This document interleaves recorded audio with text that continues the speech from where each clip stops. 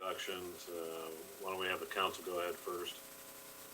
Okay. I'm Mark Gamba. I'm the mayor of Milwaukee. Lisa Beatty, counselor. Angel Falconer, counselor. Wilda Parks, counselor. Kathy Heisey, counselor. And now the members of the committee, citizen members. Michael Osborne. Leslie Schachner. Mary, you're muted. Thank you, Mary Rowe. And John Stahl, citizen chair. First order of business, approval of the August 31st, 2020 committee meeting minutes. Move to approve. We had some comments from Leslie.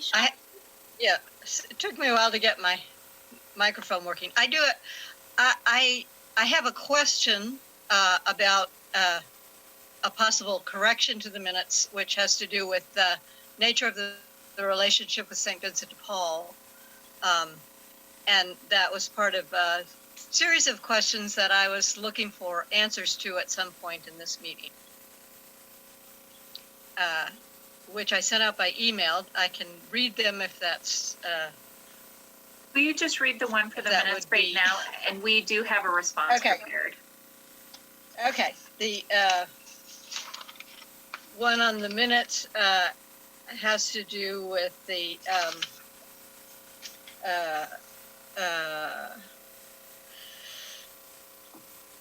it is on page 3, whether St. Vincent de Paul is assisting the city to establish its program or is collaborating with the city on this program. My understanding from the last meeting was that they had protocols and procedures that were actually going to be handling elements of that, as opposed to city staff that would be evaluating the eligibility.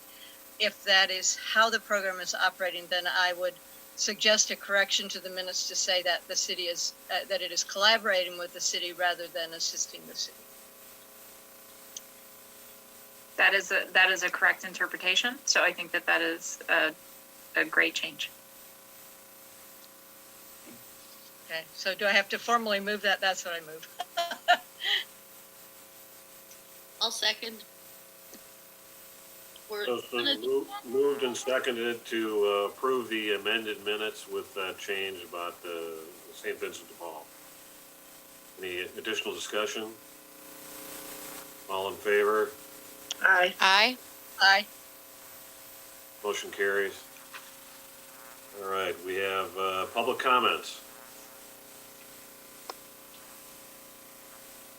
We don't have public comments. I thought we had one, but he sent a message in the chat saying that he didn't have any comments. Just wished us all happy Thanksgiving. Okay, that's the end of public comments. We'll go with the city manager update.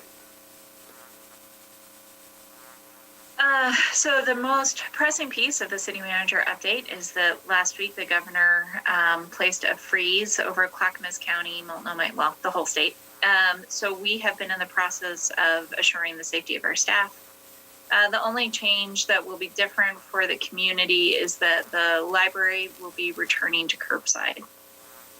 So we've come up with some different protocols to assure that the safety of our team and to eliminate interactions where we can. Otherwise, we've been working on equity for the last 6 months. It's been a huge focus of my time and my efforts. We recently gave an update to council on that work and did hire the equity program manager for our discussion that we had back around the time that the budget was confirmed. And that individual started last week. They will be here permanently starting the first week in December. So on December 7th, if people have questions or would like to have interactions, his name is John Hennington. And I personally really enjoy working with him. I've known John for a long time. And I think he will be an excellent team member for the city of Milwaukee. We have some projects. I know that Councilor Beatty sent an updated engineering CIP list. We also have Steve Adams here and available tonight. Rather than me giving an update on the CIP, I just wanted to have an interaction with all of you and with Steve if there are questions. I know, Leslie, you had a number of questions within yours, but they were more process oriented. So for right now, I'm just going to open it up to see if anyone here on the call is interested on any specific project updates.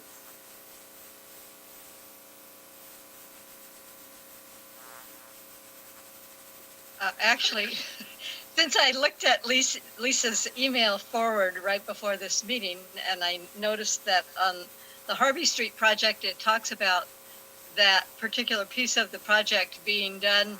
It will be done by the end of September.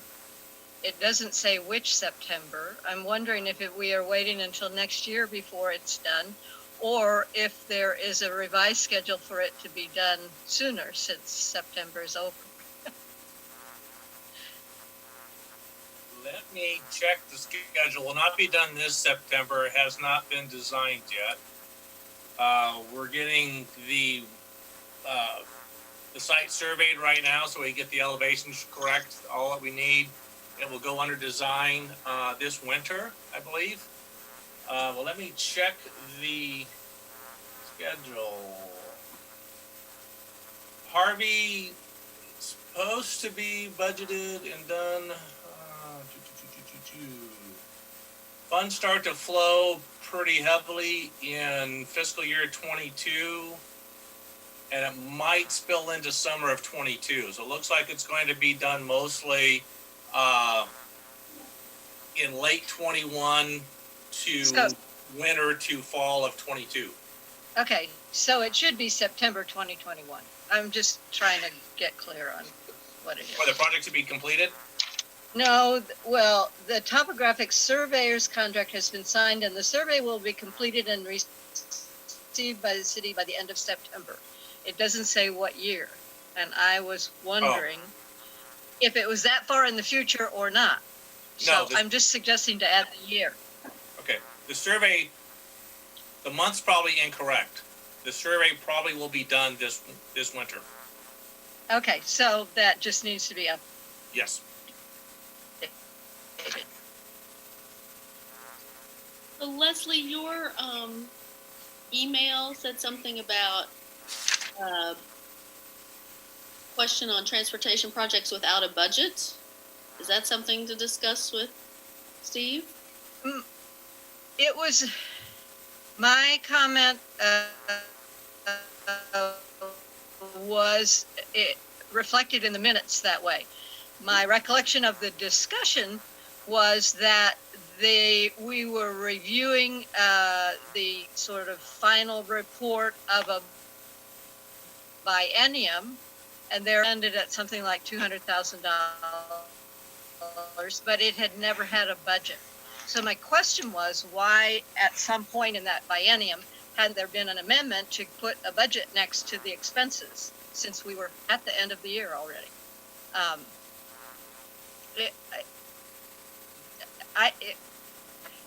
Again, for me, it was a technical question. And I'm going to actually have Bonnie respond to that because I believe it was actually an error in how the document was created. Yeah, Right. it's the way that the project list was created previously, it didn't, the projects were laid out a little bit differently, so it was really hard to see where the budgets were going for each fund. So it was more of a presentation issue than actually not having the money in the budget. That's when we actually redeveloped the budget the project list for this quarterly report, so that it's a lot more clear. You see where those funds are coming from. You can see where there's one adjustment between projects, and that was in the Kronberg Park, or the Kronberg. And so there's hopefully a better layout than what was done prior. So it wasn't necessarily that there wasn't a budget. It was just definitely a presentation of the actual report that made it really confusing.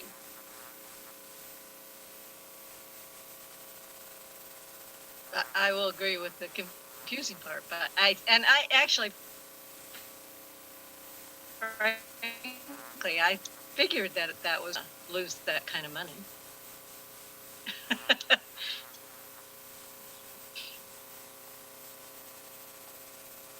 Sorry, One non-capital project question, Ann. Sure. The, Blue Ribbon Committee for the old City Hall, is anything going on with that? Yeah, it has been meeting, and I am happy to send you all a brief update. I believe they've had 3 meetings talking about the history of the site, talking about requirements for the site from SHPO and from others.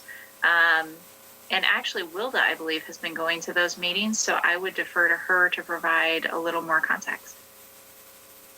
I'm sorry, I got distracted for a second. Could you Uh, repeat? Would you give a very brief update on the City Hall, the old City Hall project process? The basic update is we've been gathering a lot of information. We've been hearing about historical significance. We've been looking at the land. We heard from realtors about the leasing value or the sale value. And to this point, we haven't started having any discussions about what might be or what preferences are or whatever. We've just been continuing to gather a variety of pieces of information, all of which will then help us as we start to delve into what might this site be in the future and how might that be utilized, and taking into account that there is supposed to be a park on the property in perpetuity, and that we're working with the school district to see what the final ownership of that park land is. So, And isn't there something coming up on some sort of public outreach on the Engage Milwaukee platform? on engagement in Milwaukee, yeah, I think right now the comp plan is up there, but I believe it's Steve's on here, I think, or somebody. It's in December that we'll be doing an Engage December. Milwaukee. Yeah, I was thinking it was about in a couple of weeks, the first part of December.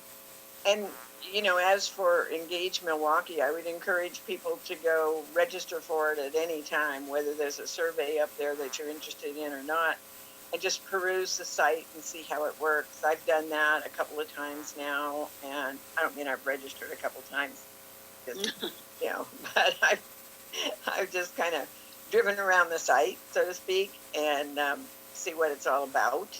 And I think it'll be a really worthwhile tool to gather citizen information. I mean, I registered, but as long as I'm a seated city council person, I don't plan on offering an opinion. I don't think that's what we wanted up there for. I think we wanted up there for opinion from the citizens at large.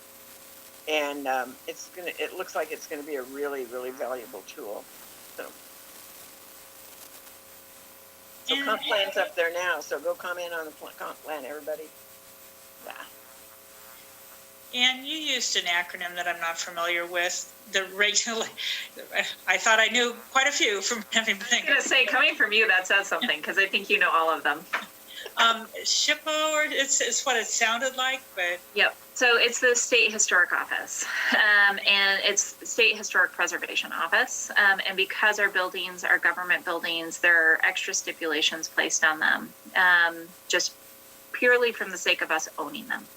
So we work with the state office to make sure that we're retaining our history, even as we change buildings. We went through this process with the library of just trying to tell the story, even if the building's not there, which is, you know, the Florence Letting portrait is a part of that.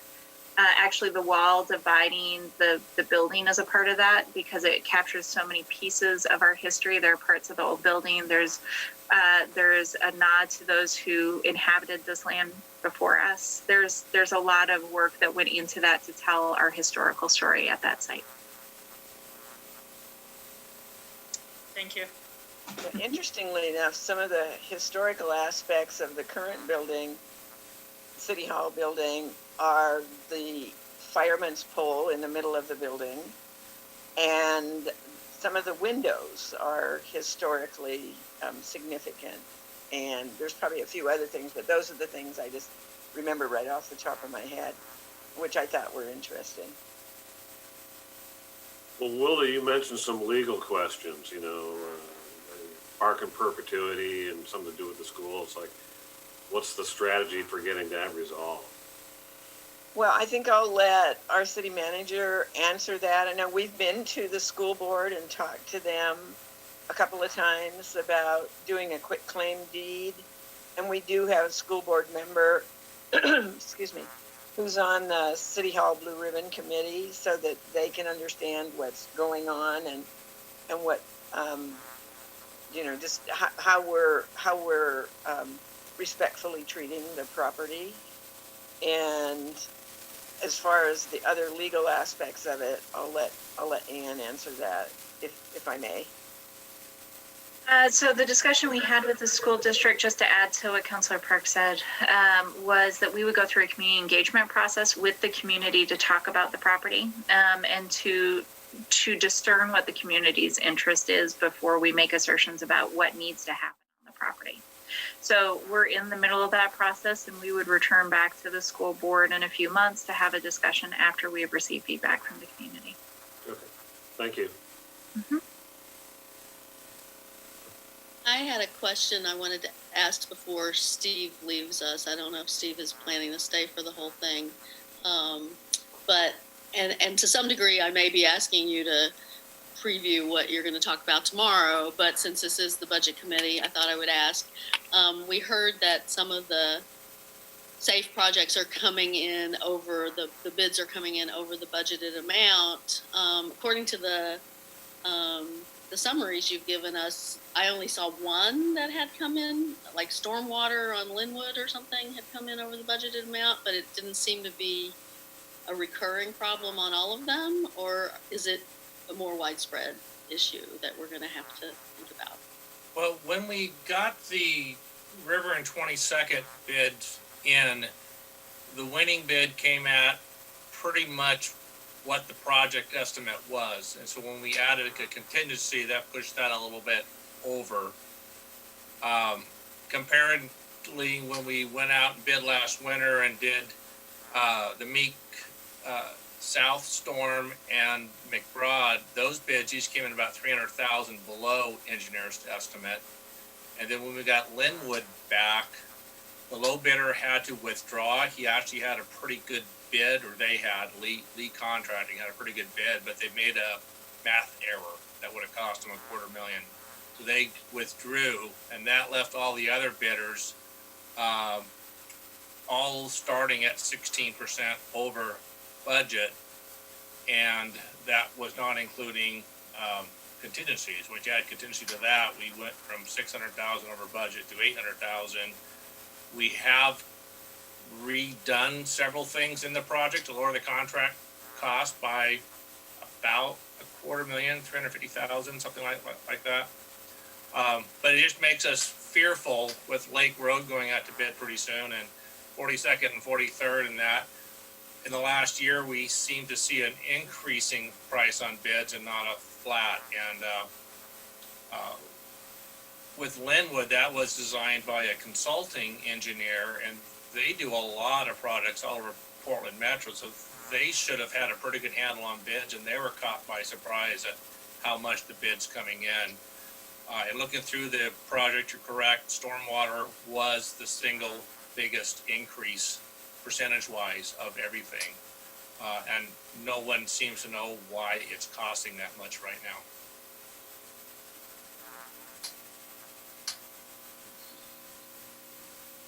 Thank you.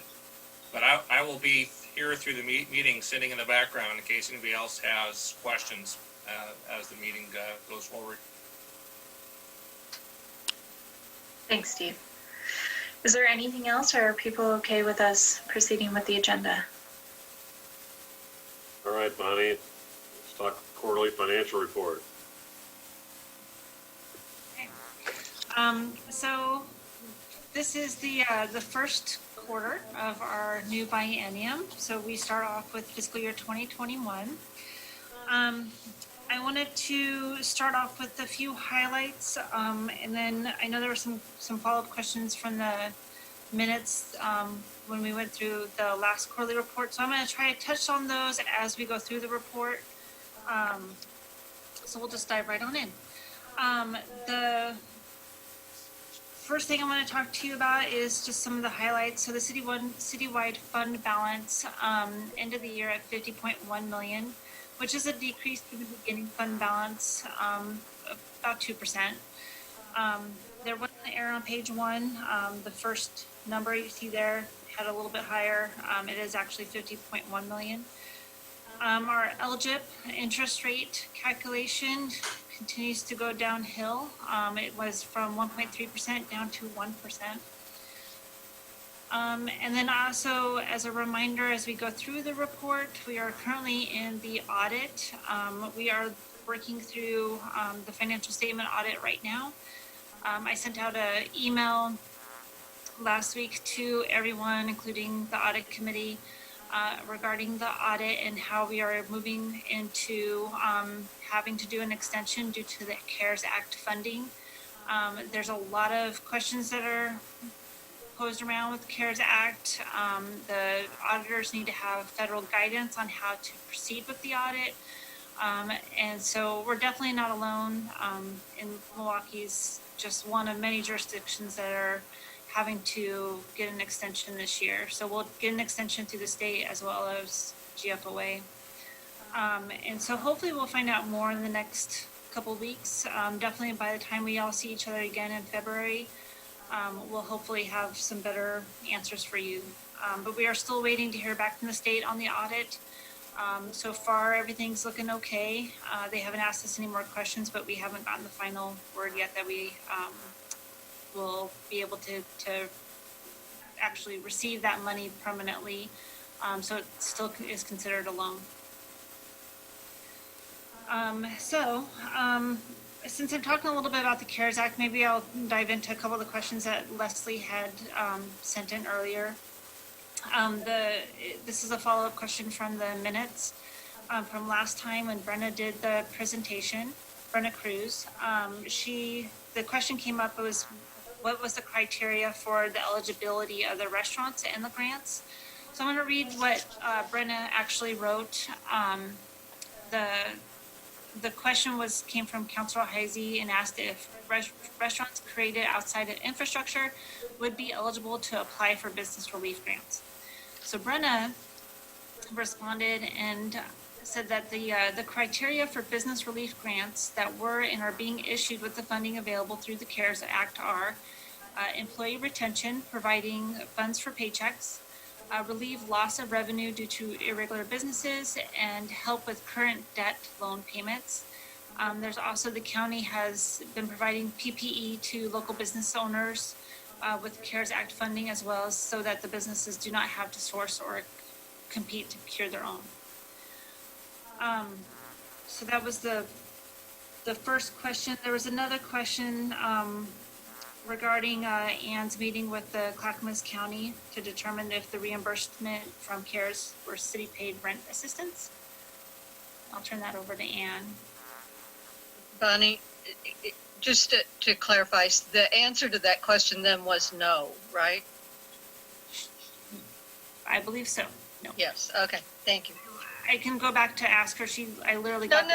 I mean, yeah. I mean, it seemed to me that it didn't include that outside infrastructure. Yeah, it doesn't. Okay. Thank you. Thank you. So there were two parts to the question for the rent assistance. We have confirmed, we believe in the state audit, the initial state audit of the COVID response for the CARES Act, that we do qualify for utilizing our funding to be reimbursed with CARES Act funding back to Northwest Housing. So we're actually in the process of transferring those funds to Northwest Housing for further rental assistance from the city. The question, I think, was also about the county and whether or not the county could use those funds in the same way. And the answer would be yes, but it would be their determination as to whether or not they chose to use the funds in that way. The funds could be used in a number of ways. And what I said, I believe, during the meeting was I have had conversations with the county and with Metro about possibly using Metro funding to help with the rental assistance funding that came through the housing funds. So I believe that is still a discussion that's being had between Metro and and the county. But I do not believe that they've gone any further about using CARES Act money for reimbursement back to rental assistance. The mayor's looking at me like I'm crazy, so he may have heard something different. Oh, he's on mute. He's still on mute.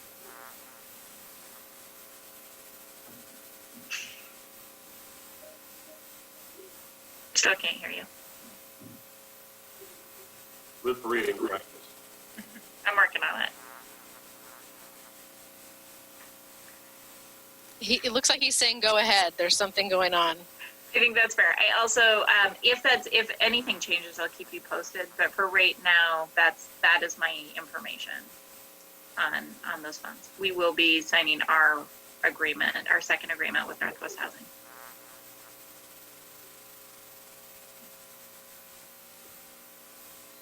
Okay, moving on, I'm gonna move into property taxes on page 3 of the quarterly report. So the assessed value for fiscal year 2021 came in as an increase of about 4%, which is about 97. Excuse me, there was one other question in my memo that had to do with the budget software and HR Yeah, interface. yeah. I can go ahead and answer those now. So the budget software, so the OpenGov, it has an interface with the financial systems, which Encode does include an HR component, but there is as I've been digging into it and working through the implementation phase, there is actually some cleanup that I need to even do on the financials to work through, and that will be the same for the HR component. There is some additional just updates to work through as I go through that implementation. But either way, there's going to be a way that they talk. I just don't know what that looks like exactly yet as I'm working through the setup.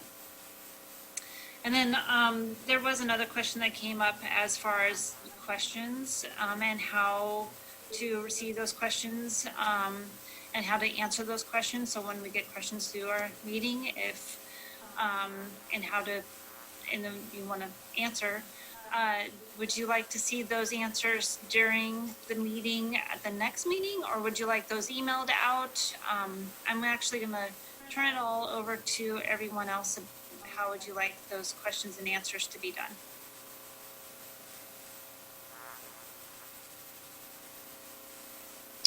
It seems like the way that we do it at our council meetings works well, and then that way the listening public receives the answers at the following meeting.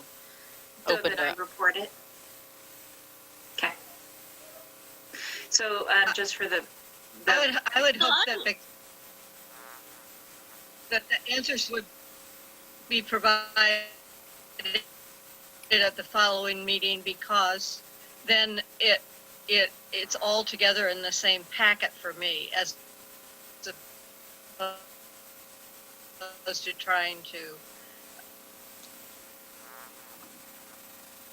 So Leslie, the way that we handle that right now is that I Yes. verbally provide that update.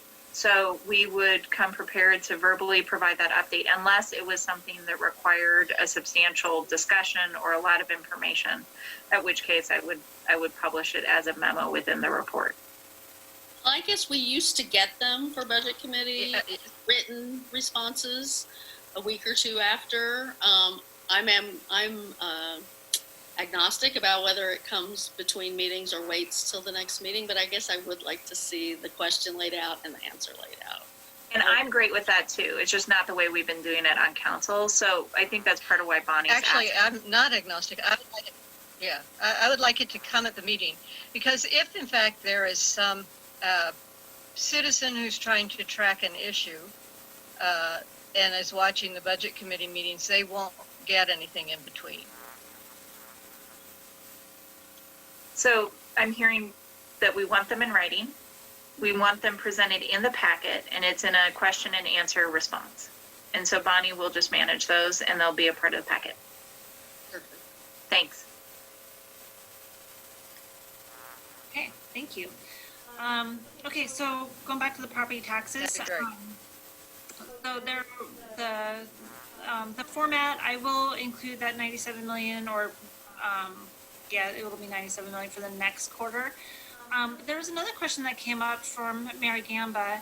And so, regarding how to present that graph, I worked on trying to, with the help of Judy Serio, our accountant here, and Joe Garner, worked on getting a graph presented in a different format. So I'm going to share my screen here and see if this is hopefully what you were thinking of.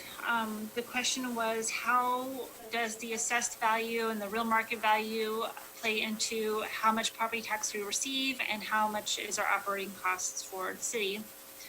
So property taxes are coming in through the general fund and the library fund, mainly general fund. In this graph, we'll show you how much the revenue has received from the property taxes and our costs well above the revenue that we receive. And then also the orange line is the assessed value and the blue is the real market value. So you can see where there's quite a gap there.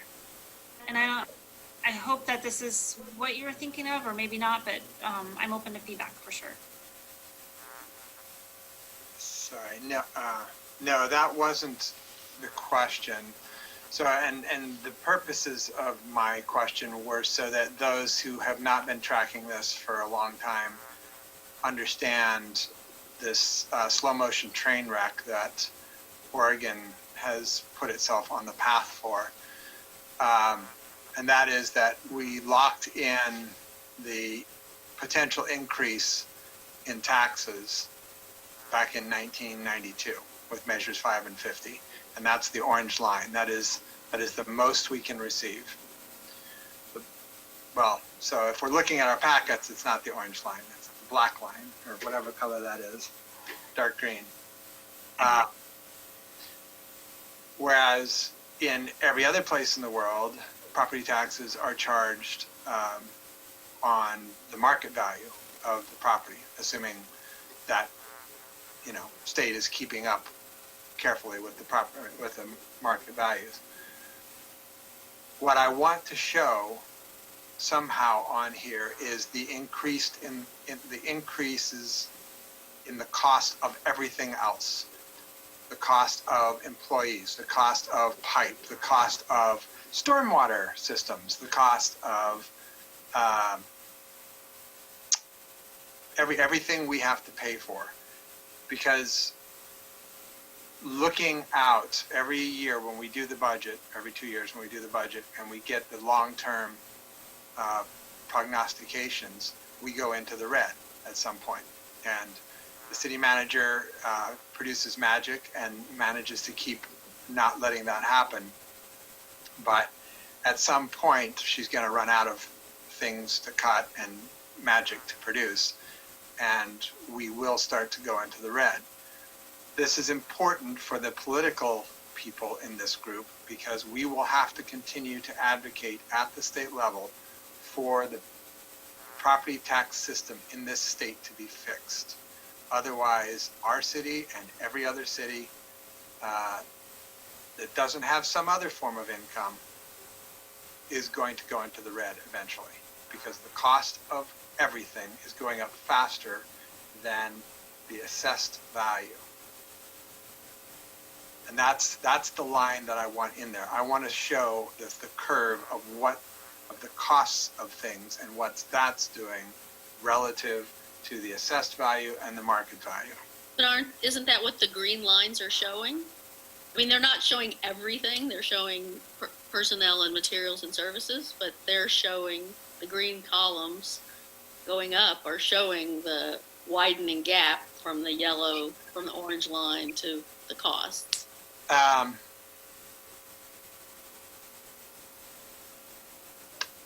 Yeah, I guess it does. I would have just illustrated it as a third line, right, instead of the green bars. But yeah, that if that includes indeed all the things that a city is And the part of the problem is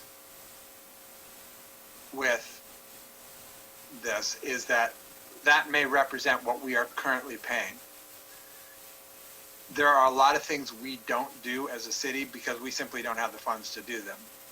Things that need to be done because the federal government is failing to do, in many cases, some of them. We are dabbling in it right now with with covering people's rents, people who have been out of work for 6 months and are going to be out of a place to live come next March. We've been paying off some of those rents. That is unusual, and when we're only doing it because we have this CARES money to play with.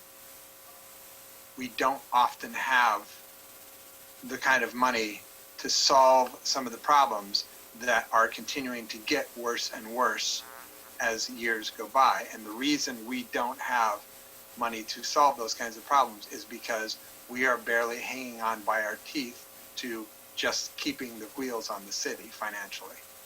And that's what I want to be very clearly illustrated to people, so that when we do start advocating, or when there's an opportunity for a vote on whether we should fix our property tax system, people understand why we need to do that.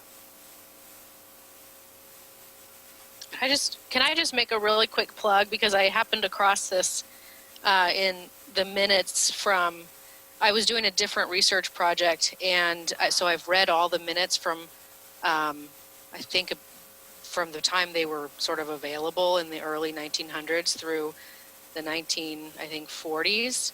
And I remember stumbling across, and it was, just sort of surprising to me that during the Depression, the city of Milwaukee created a fund, and I forget what the name of it is, but I probably have a note somewhere. But essentially to help people who found themselves out of work.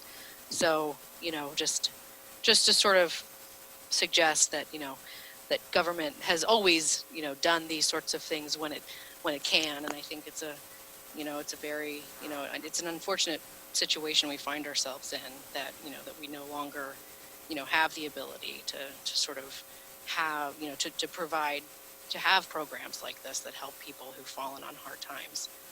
So I'm grateful that we can do it this time.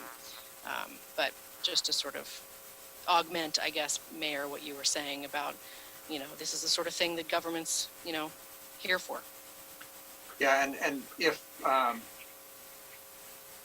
interesting piece on this, in again broader perspective, if folks are interested in digging into it, the entity behind Measures 5 and 50 in the first place were the timber industry. They played it as everybody would know what their taxes were going to be. Their taxes would not go up with the value of property, blah, blah, blah. You would feel more secure. You would feel more safe. And that's how they got it passed. What it resulted in for them is they pay 1/10, 10% of the taxes they used to pay as a result of Measures 5 and 50. This is why the rural counties have no money for schools, have no money for cops, have no money, period, because their income was reduced dramatically by Measure 5 and 50. There's an excellent article sometime in the last year and a half in Street Roots. You can easily look it up. And they did an excellent job of explaining how that worked, why it worked, and what the result is. So this is something that we are going to have to, all of LOC is aware of this. This is something every year that ends up on the list of things we need to fix. But I just, it would be good if every single time we looked at a budget, we were reminded that our costs are going up faster than the increase in property taxes, which is predominantly our only income. I support the addition of this chart, and I think that, it's also, it's also important to point out that it's the reason why you continue to see, levies just about every time there's an election, because, it's not just cities falling short, it's our schools, it's our fire districts, it's our transportation systems, which unfortunately didn't pass, but That's exactly right. Lisa, you look like you're about to say something. Well, I was just going to ask if there's any reason to think the legislature has not been very receptive over the past 3 cycles that I've been involved. Is there any reason to think they're going to be more receptive in the time of COVID? No, certainly not this year. No. Absolutely not this year. And it will always be like pulling teeth with them, because it's, for most people who don't pay attention, it will feel onerous, and the state benefits the least of all the entities from property taxes, because it is not the majority of their income.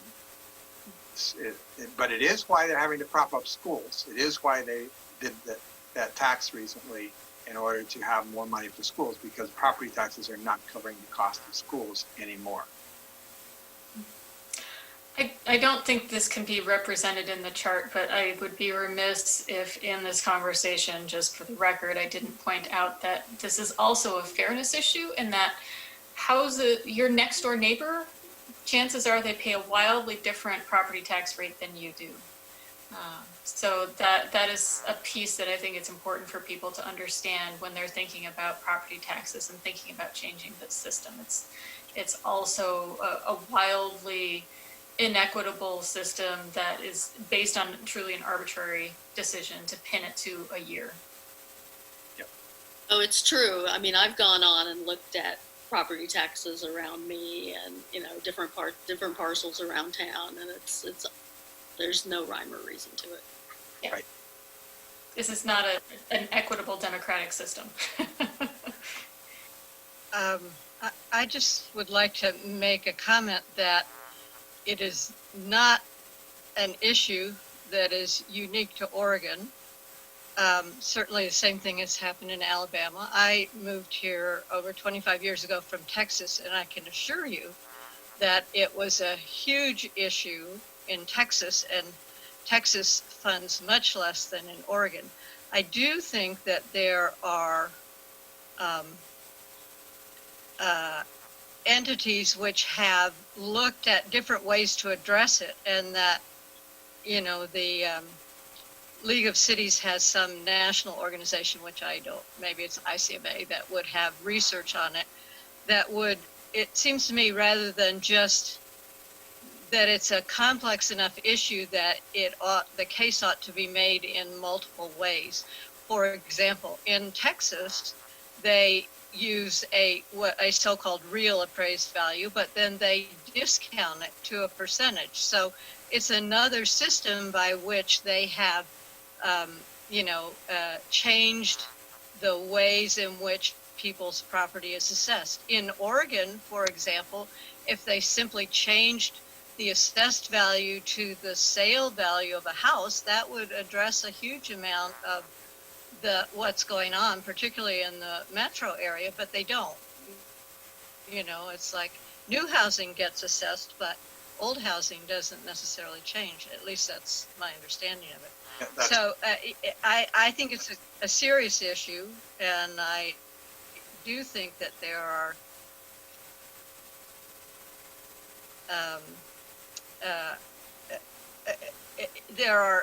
are options to propose, but at base, being in sort of an older segment, I have talked to friends in Portland who are having to consider selling their houses and moving out because the levies have gotten so high. So there's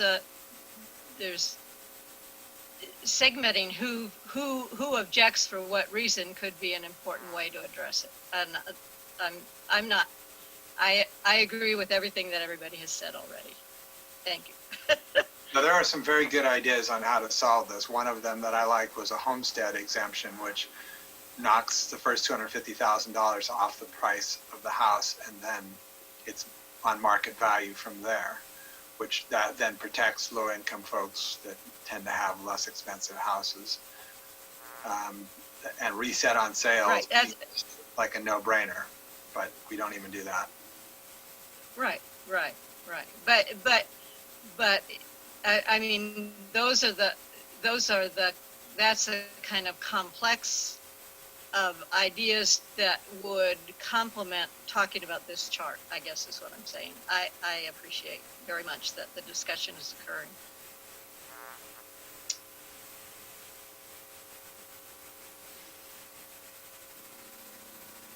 All right, moving on. Okay, so just to clarify, the chart that is laid out is okay, and to start including that, or do you want more details? No, I mean, we can talk about it offline. I think that's an okay way to show it. It would be interesting to maybe speak to a couple of economists and see if we can find a more inclusive representation, but it's not bad. It's pretty close. Well, I think there's two basic things going on here. You got to separate the enterprise funds, which have the ability to raise rates from the funds that are funded from property taxes, which we don't have the ability. So if you could focus on what part of the budget is actually funded by property taxes, that separation over time is going to be even more stark. I know when I first started looking at the budget 10 years ago, it was like, well, what are you going to do about the growth in personnel services, with PERS every year? It's going to squeeze out the rest of the stuff you want to try and spend money on. It hasn't gotten any better in 10 years. My understanding is that the green bars are only property tax driven employees. So this right now, what you're looking at is not our total budget. It is only and that needs to be clarified on the graph as well, but that it's only library and general fund. Okay, good. Okay, great. Moving forward. On the next page, the annual revenues received. There was a question, Leslie, that you had shared about presentation. Can you clarify what you were looking for as far as this report, part of this report goes? Yes, in the discussion of property taxes, it talks about the assessed property increased from 2.2 billion to 2.3 billion or whatever, or a 4% increase. And then it talks about the real market values, and it actually subtracts out and gives you a dollar figure for the increase as well as the percentage figure. My point was that I think that both figures should always be provided, both the dollar figure and the percentage increase. And if you do that, then you end up with a comparison that you're reading of, the assessed value has gone up by 97 million. The real market value has gone up by 247 million. And you don't get the impact of that disparity when you only talk about percentages, likewise when you only talk about numbers. So my suggestion was to use both every time. Yep, that's great. I will definitely make that change for the next report. No problem. Actually, I was hoping if we can go to the next page, which is the annual revenues received. It basically says what are typical months receive the most revenue. Right. There's Okay. on that, and I didn't know. I was Oh, hoping, yeah, what? Okay, I like this page. I remember when it was asked to be created, and what I was referring to was this chart at the bottom, which is giving revenues by month. Presumably, these are the revenues by month from a previous year of some sort. And my comment was related to the fact that if you don't put the year in there, then it might well be that you're copying the chart in every year, and then the revenue mix has changed in some way. All I'm saying is that the revenues by month should be whatever time period you use to generate this chart, it just should be identified as a titling thing. yeah, so this chart, so typically revenues, for example, property tax is the best example. Property taxes always come in November. So this was the actual revenues received in one given year. This is based off of what is typically always received in one year. So, Typically meaning an average of how many years ahead? yeah, so for example, another good one is the state gas tax. We receive that monthly. That's Right. never really going to change. If we actually received it in the next month, it's an anomaly. If I can say that right, anomaly. But it's a graph that basically just shows that our heavy revenue months are going to be in that November, December, January timeframe. Right. Right. So Are you saying that the chart does not actually reflect all the revenues that the colored chart does not reflect the scheduled revenues, or that it does? It's not exact. So what it is when we expect the majority by percentage of our funds that'll be coming in on an annual basis. So it's not to the exact penny of how much we'll receive in property tax, but it's the assumption that we make. Okay. And this actually stems from a request that John Stoll made a few years ago, that it always looked as if we were short. We were always short because our revenues came in November. And so this was a way of telling that story differently. We can modify it if it's not telling the right story, but it really was trying to help people understand when those funds come. Yeah, I'm not criticizing that at all. I'm just saying that maybe it needs to be titled as, average revenues or the city's historical revenues per month, something that ties it to, and then if things change substantially, it would be revised. That's all I'm saying. Now, and just so you know, Leslie, I think I've said this to you a dozen times, but I'll say it again. I adore how detailed this is because it actually makes our product and the transparency of what we're doing better. So I have no concerns with the conversation. I just wanted you to understand the history of where it came from, and we're open to modifying if it's not telling that story. Yeah. You just want a title change. We'll do a title change. It's a clarification issue in the title for me, because when I see it, it's just, okay, thank you. I love it. Thank you very much. Can I ask a question about the staffing levels? Sorry to go back. Sorry, I skipped right over that. Okay, so on page 3 there, the staffing levels. And is this a point in time, like the end of the quarter, that day, or the average, or what? And I was surprised that the variance was a -3 in police.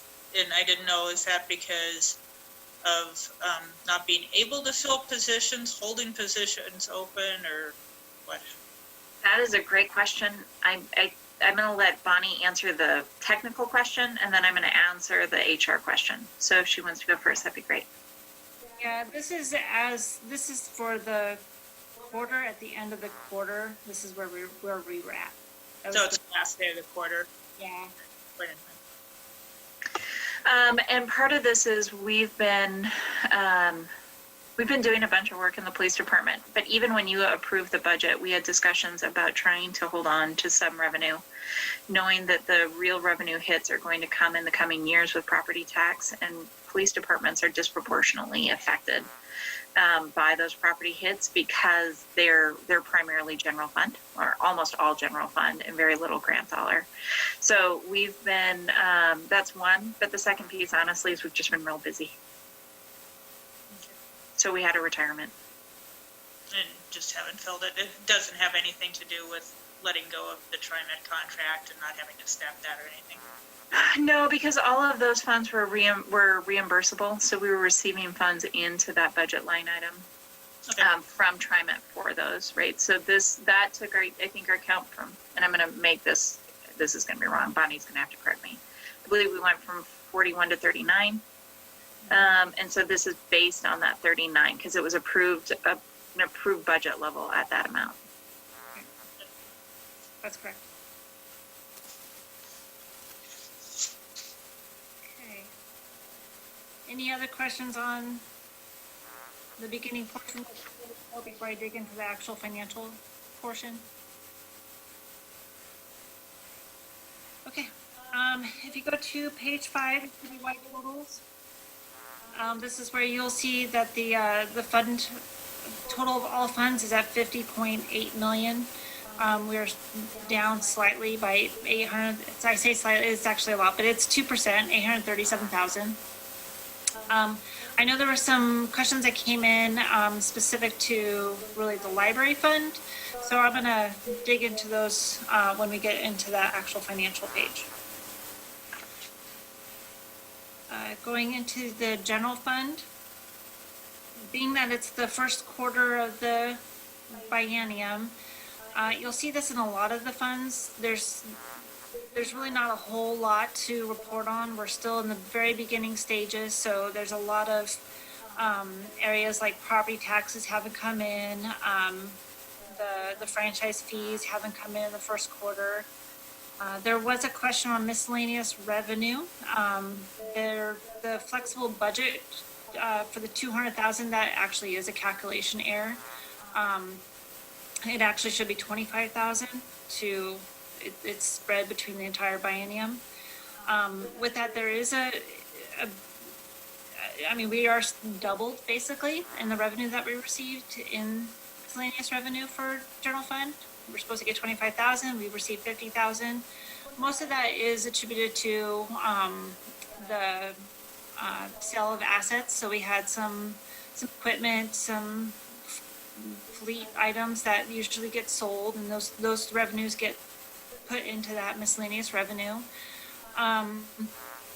Usually I do have a note, but I did miss that one, but I will definitely try to incorporate that going forward. Other notable items are laid out in the report. The city council budget was the purchase of the mural. Community development projects were on hold. You always see in the beginning of the fiscal year, IT and non-departmental will always be over budget just because of timing of the maintenance contracts and the insurance renewals. Any questions on the general fund?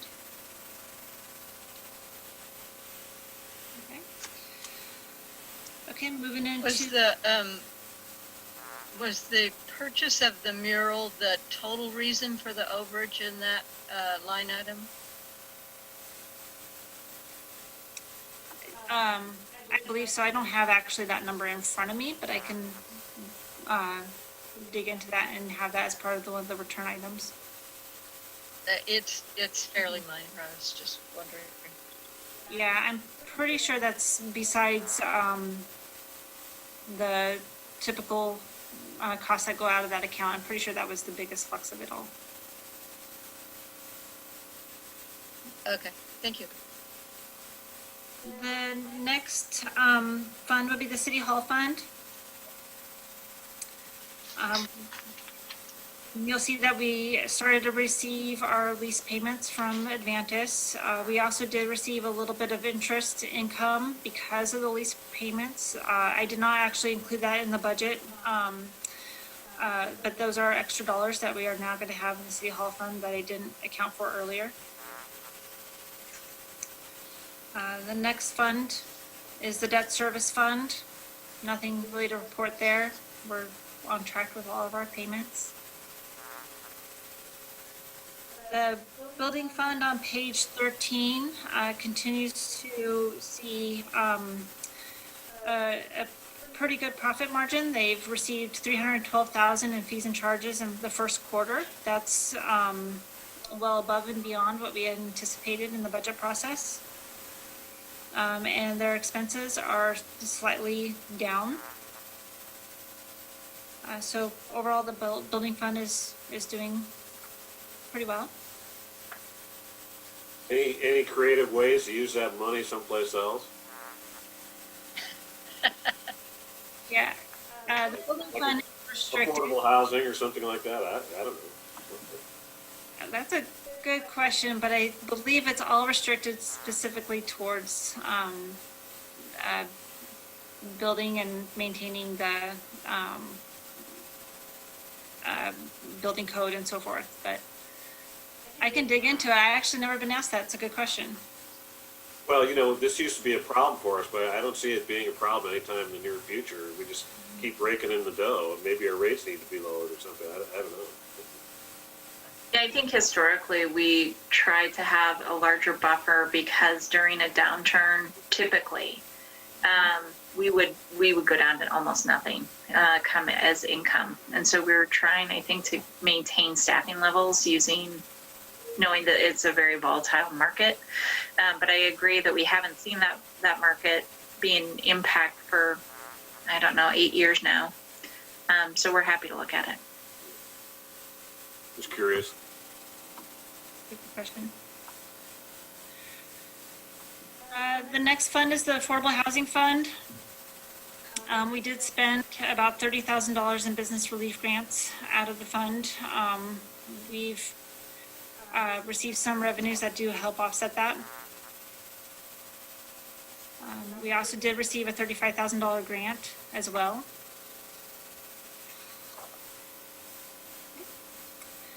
The next fund is the library fund, and there's some questions on the library fund that came in. The library fund is at a deficit of almost $7,000. The question came in from Leslie was, once we see the district money come in, are we going to go back into a non-deficit status? And the answer is yes. So the district funds will come in January, and then you couple that with also the property tax money that will come in starting now in November. We would expect that $6,000 would get back into a more balanced state. The other thing that I wanted to point out and just to keep in mind is that in the past several years, we've actually seen the library fund in a surplus position just because of the bond proceeds for the new library building.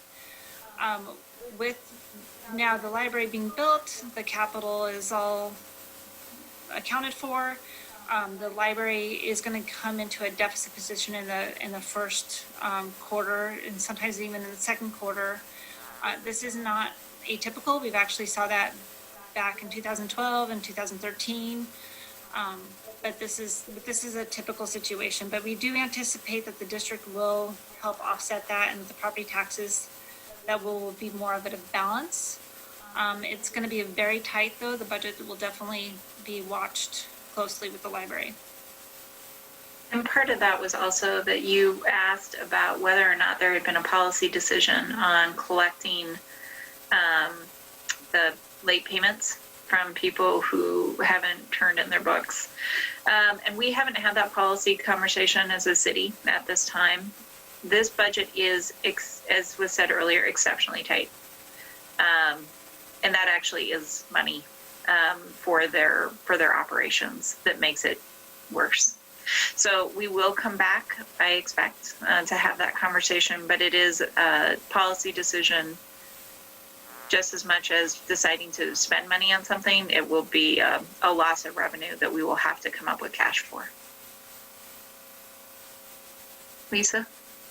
So we're not hitting people up for their fines, but if they happen to be somebody who comes in to pick up a book, are we taking their fines if they try to pay them, or are we not even taking payments now? My understanding right now is that the whole library district is not collecting fines right now, that they will come back to collecting fines at the end of COVID or when there's an availability where this opens up. But even as I started this meeting off today with how people get their books back to us, and when they get their books back to us is actually at times been us, not them. And so it makes it really awkward as we're trying to figure this out until there's a better functioning system that's consistent post this COVID. I won't say post COVID, but post this COVID.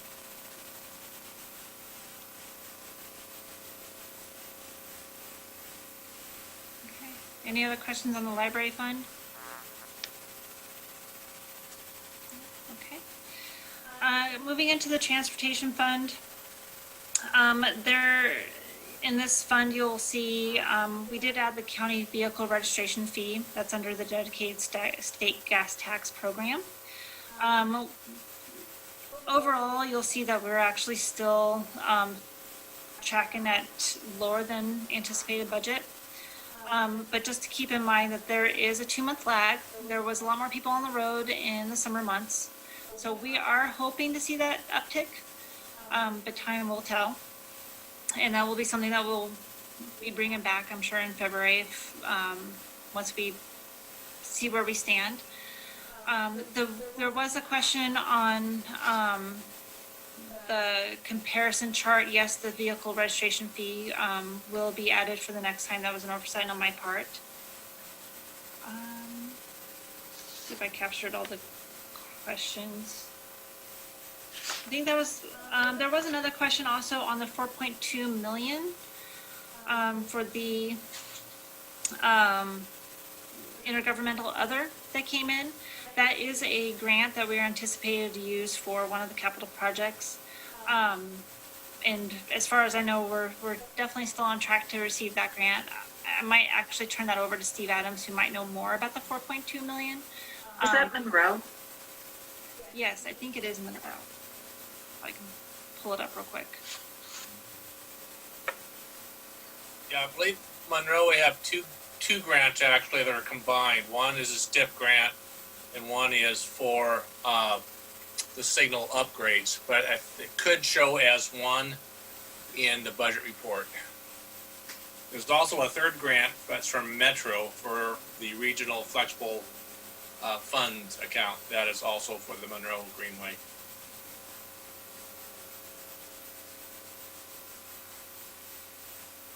Thanks, Steve.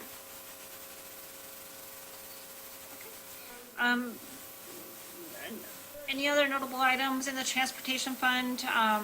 Again, it's a lot of timing for the revenue, and then we'll keep eye on that. There's nothing really to report on expenditures. We are under budget in the capital outlay, but we definitely we'll definitely see those expenses come through in the next quarter, as I know lots of projects have been going on. So the franchise fees are right at prediction. Is that good news because they're all paying up, or did we scale back what we were predicting because we knew they weren't all paying up? So that is actually a calculation, straight calculation of 0.8% from the other funds, the franchise fees. This is the one that comes through from water. This isn't franchise fees like Comcast and those guys. No. Those aren't the good numbers. Okay.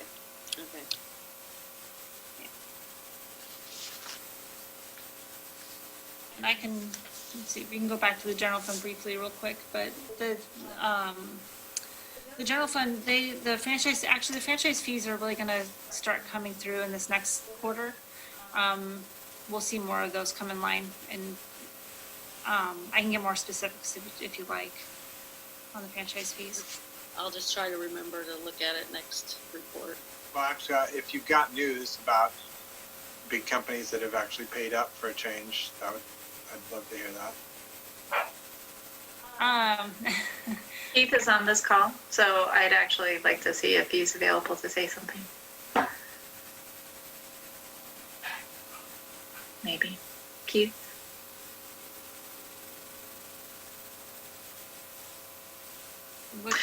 For Bonnie.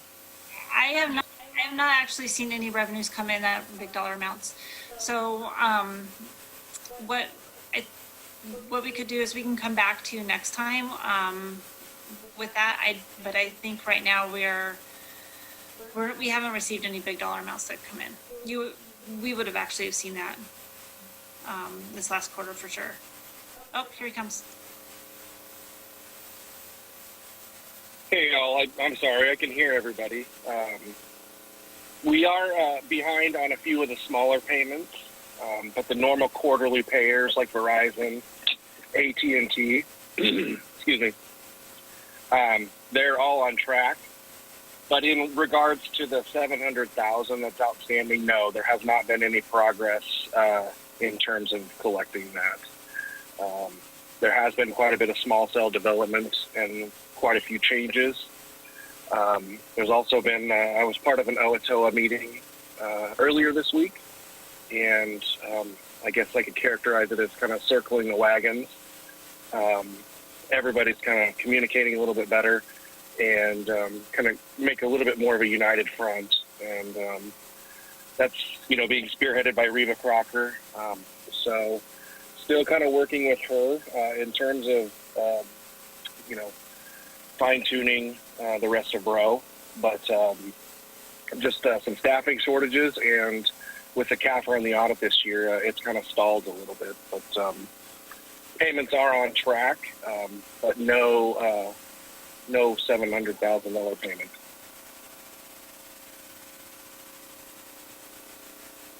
And Bonnie, would you remind me, and I apologize if this was said earlier tonight, have we talked about the CARES Act funding? To some of it, yes. Okay, so I just wanted to make sure that people understand that part of what's going on in the finance department is that we do have a federal single audit. And that is because we received so much funding from the federal government through the CARES Act. So it triggers a special audit. It means that some of our financials are delayed this year. It's normal. And if it shows up as us being able to keep those CARES Act dollars, then it's absolutely worth it all the time. Because it's a good chunk of change. So that's where we're at right now. Just so when people are like, well, why is this audit cycle a little different? That's part of what's different this year for our finance department.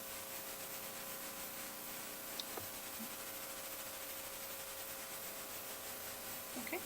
Oh, and we joined a new bank. Those would be the two reasons. That's also a huge lift right now for our team, is transferring all of the financials, getting everything set up, new P cards, the whole bit. Yes. It's good fun times in finance. Enjoy it. Okay. All right. So water, wastewater, and storm, I'm gonna lump them all into one in a little bit, because they're all basically telling the same story. Water, wastewater, storm, the fees and charges are all over budget than what were anticipated. We definitely have seen an uptick in the usage, so that's where you're seeing those here. Plus in the summer months, watering, that does also play into at least the water fund. I think for the majority, we're pretty much on track with each one of these funds.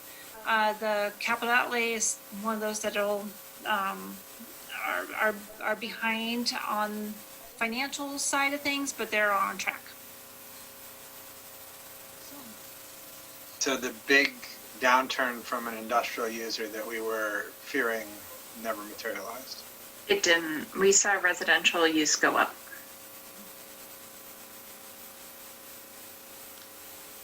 Okay. Okay, and then system development charges. There's really not much to say here. The revenues are coming in. We received some investment earnings, capital outlays, the bulk of it. So I do have oops, sorry. Go ahead. I was just going to say you were muted. You unmuted yourself also. My computer's working, I can do that. So we just saw in some form of communication that all of our pilot project ADU forgiveness of system development charges had been utilized, all 10 of them. So we got more ADUs on track in the, 6 months since we established that, than we had in the previous 10 years? I don't know. It speaks to how effective that's been, and I think this is something that we need to have a further conversation about, because those ADUs, at least the one I saw today in the report from Sam, the cost of building that was relatively low, and therefore, presumably, the cost of renting it will also be low. So we're having people building affordable housing, and all it is costing us is a few $1,000s in SDCs. So I think that's a conversation that we need to have again about whether or not we extend this. So that is a staff report for tomorrow night's discussion with council, and absolutely an appropriate discussion to have. The question is going to be, where's the funding coming from, or what are we forgoing? And that is absolutely the correct conversation for council to lead. Oh, Lisa, you're on mute. Also, it said 10 applications are in, so it's not 100% that all 10 will go to fruition, or will. I'm going to get this wrong, which is why I'm going to say that we should probably be with the staff report tomorrow when we have the correct staff people, but only a portion of them have actually been assigned. We do have a waiting list as well.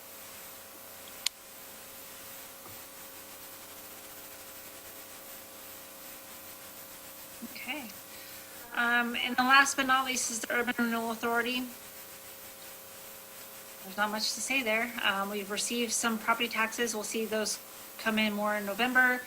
And then outside of that, there's been no expenditures. And then as we move forward to the next section of the report, this is the capital improvements project report. I think we've answered a lot of the questions as far as projects go in this report. I definitely would like to hear if anybody had any feedback on this new presentation. And then also if there's any other questions that you might have as far as the actual project detail comes in. The only other area I was going to point out is what I was trying to explain earlier was the Kronberg Park stormwater, that we moved 100,000 from Kronberg into McBride. And you can see that between page 40 and 41. But overall, the project itself, not the project itself, but overall, there's no additional budget money that's going to be needed. We're able to receive a grant actually from, or ODOT actually completed that Kronberg Park. So we moved that 100,000 over to McBride. It's available. So with that, any other questions or questions on specific projects that Steve can help with, or?